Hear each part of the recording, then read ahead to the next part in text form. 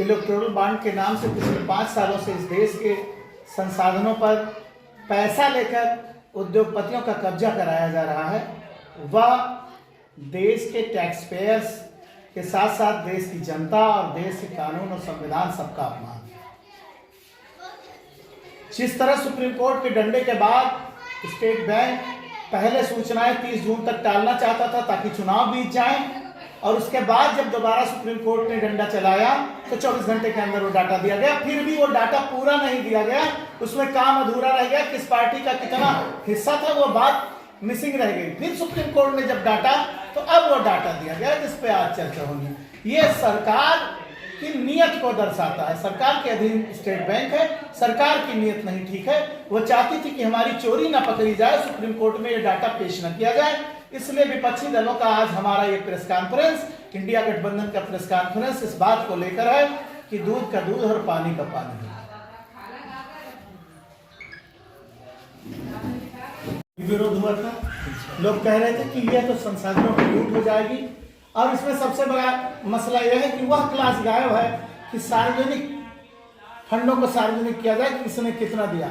मक्कारी देखिए सरकार की, जब सुप्रीम कोर्ट ने कोड़ा मारा एसबीआई को कि आपको इसकी डिटेल्स देनी है, तो पहले उन्होंने कहा कि नहीं, हमको तो 30 जून तक का समय चाहिए ताकि चुनाव निकल जाए और मोदी और उद्योगपतियों की मिलीभगत से देश की लूट का जो गोरख धंधा है ये चुनाव के बाद खुले, चुनाव में भाजपा को इसका नुकसान ना हो। इसलिए जब फिर सुप्रीम कोर्ट ने डंडा मारा तो जो 30 जून तक सूचना दी जानी थी वो 24 घंटे के अंदर दे दी गई, लेकिन उसमें भी मक्कारी की गई। यह की गई कि यह डिटेल पहली जो सूचना दी गई चुनाव को, उसमें नहीं बताया गया कि इन इलेक्टोरल बॉन्ड्स को खरीदने वाले लोगों में से कितना किस पार्टी ने भुनाया, किन कंपनियों के इलेक्टोरल बॉन्ड्स को किस कंपनी ने भुनाया, इसका डिटेल स्टेट बैंक ने तब भी नहीं दिया। फिर तीसरी बार जब सुप्रीम कोर्ट ने दावा, तब यह डिटेल कल सामने आई। इसका मतलब सरकार जानबूझ के अपने प्रभाव में लेके सरकारी संस्थाओं का दुरुपयोग करते हुए धन बल के प्रयोग से इस चुनाव को जीतना चाहती है, और हम जमीन पर इसका विरोध करके हर हाल में उनको हराने का काम करेंगे। जनता जान चुकी है।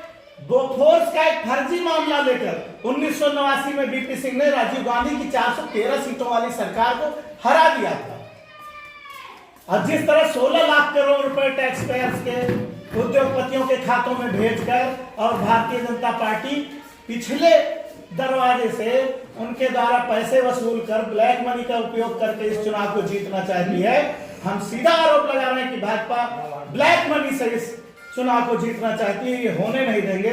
हम उस परंपरा के लोग हैं जिन्होंने अंग्रेजों को इस देश से भगाया है, इनसे भी लड़ेंगे। ये जो काले अंग्रेज हैं इनसे भी लड़के इस देश के लोगों के हितों की रक्षा करेंगे। इसलिए